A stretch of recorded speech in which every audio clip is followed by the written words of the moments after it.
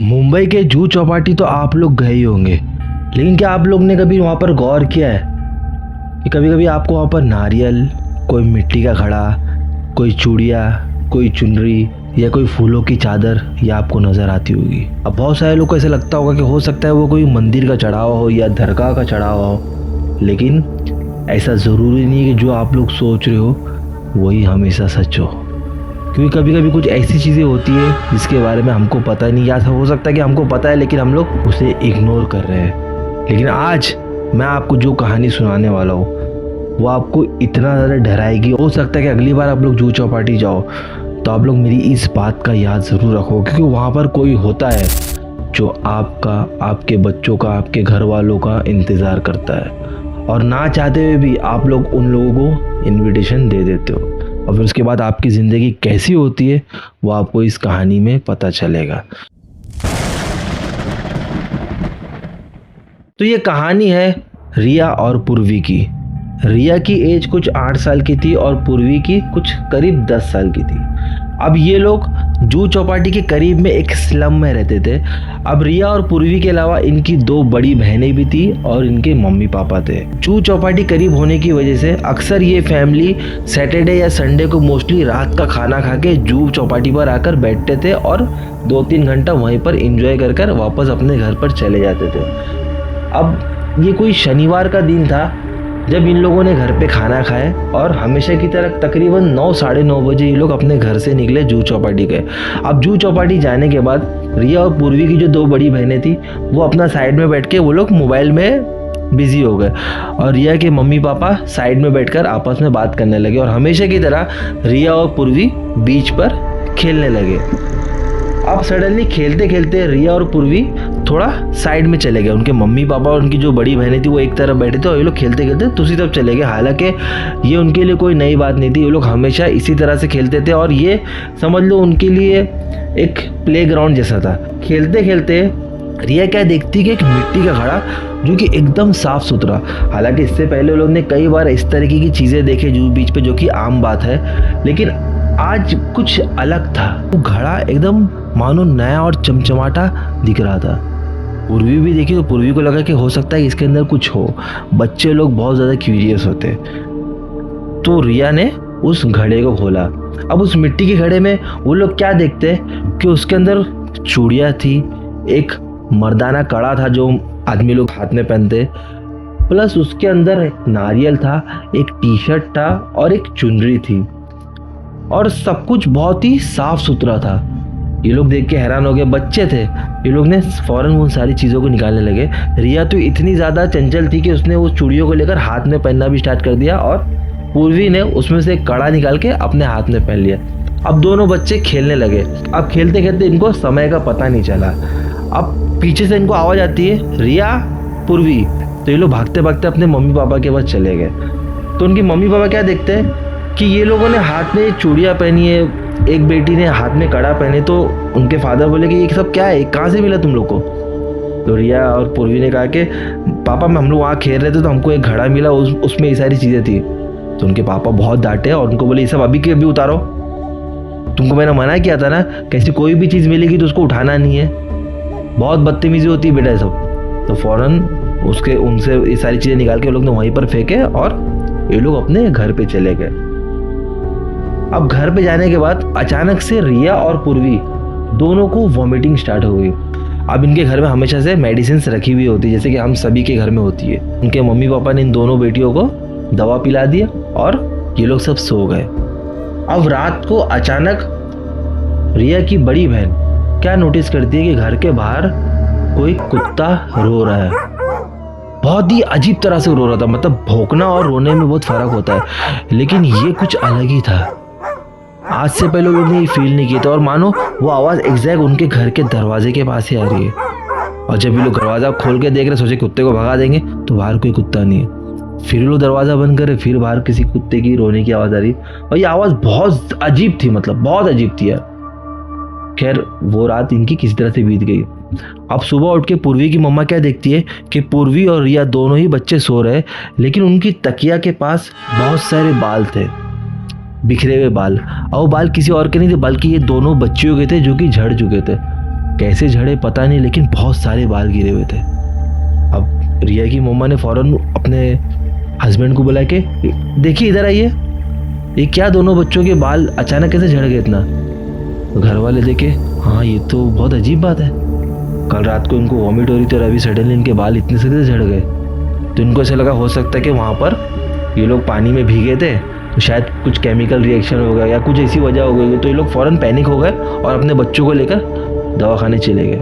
अब वहाँ पर इनको दवा दिलाए तो डॉक्टर को भी समझ में नहीं आया कि ये प्रॉब्लम क्या है, लेकिन खैर ये लोग घर पर आ गए। घर पे आने के बाद ये लोग क्या नोटिस कर रहे हैं कि रिया और पूर्वी का जो चेहरा है वो डल पड़ गया है।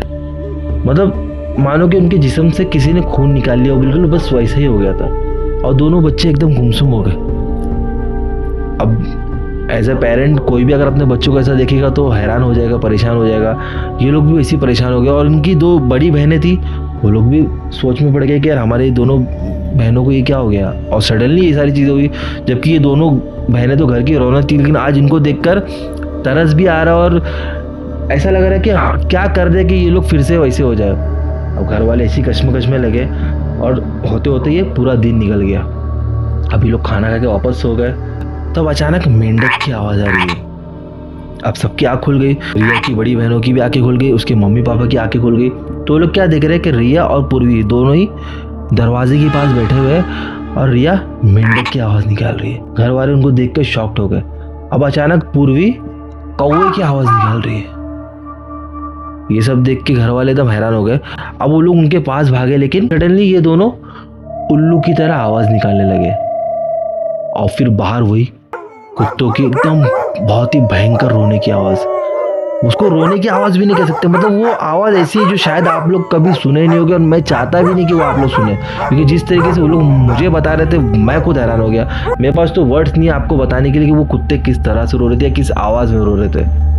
तो घर वालों की हालत ख़राब, हाथ पैर फूलने लगे। और बच्चियों को इस हालत में देख के मानो उस रात में उनके ऊपर कई पहाड़ टूट पड़े हो। वो रात ख़त्म होने का नाम ही नहीं ले रही, ऐसा उनको फील होने लगा।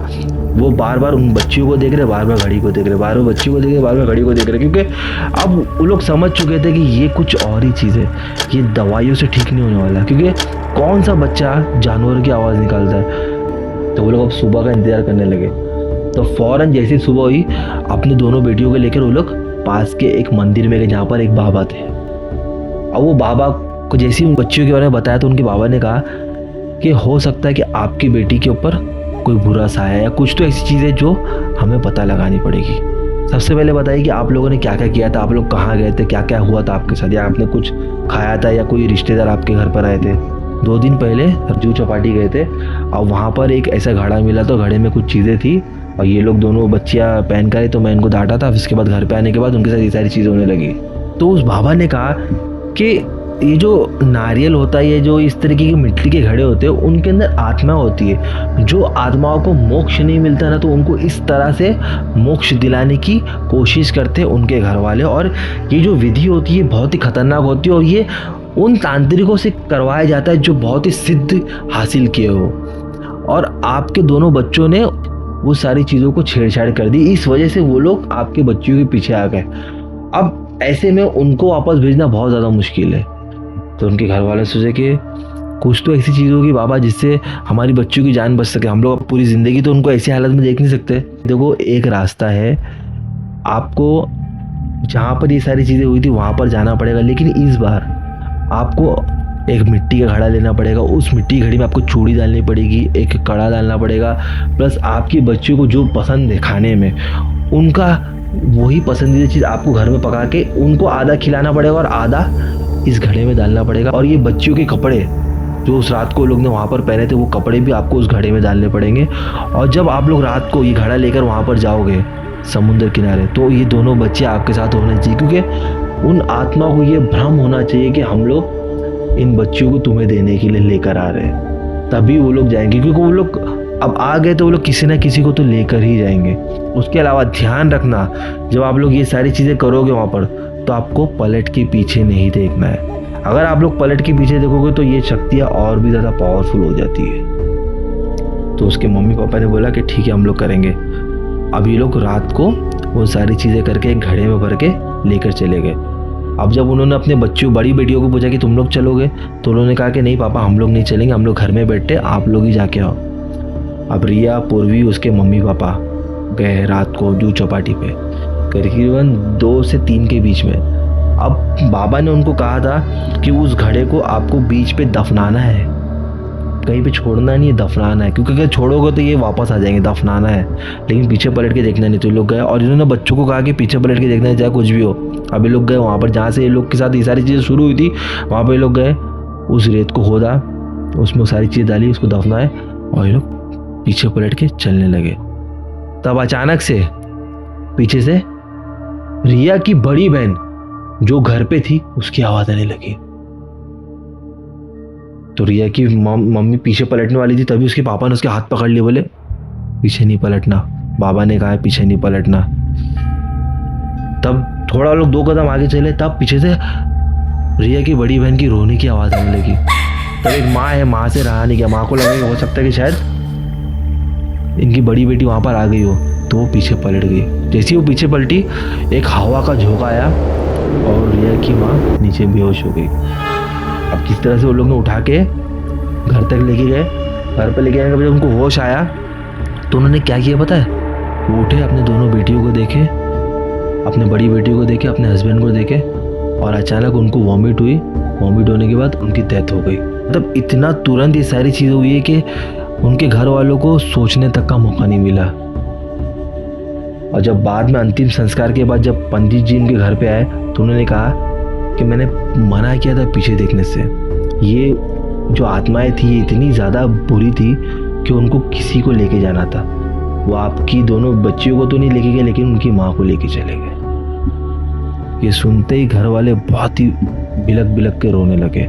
और ऐसा कहते हैं कि आज भी रिया के पापा जू बीच में जाते रात को तो उनको उनकी बीवी वहाँ पर भटकते हुए नज़र आती है। हालांकि वो उनसे बात नहीं करती, बस उनको नज़र आती है। अब वाकई में उनको नज़र आती है या बस ये सिर्फ उनकी इमेजिनेशन में, ये तो मुझे पता नहीं। लेकिन मैं आपको इतना ही कहना चाहता हूँ कि जब भी आप जू चौपाटी जाओ तो इस तरीके की नारियल या कोई मिट्टी के घड़े या कोई भी ऐसी चीज़ को हाथ मत लगाना, क्योंकि हमेशा वो कोई चढ़ावा नहीं बल्कि वहाँ पर आत्माएं कैद हो सकती है, जिसे आप लोग ना चाहते हुए भी रिया कर रहे हो। तो बस इस कहानी में इतना, कहानी अच्छी लगी हो तो लाइक करो, चैनल को सब्सक्राइब करो, ज़्यादा से ज़्यादा शेयर करो। मैं मिलूँगा किसी नेक्स्ट कहानी में। Till then bye.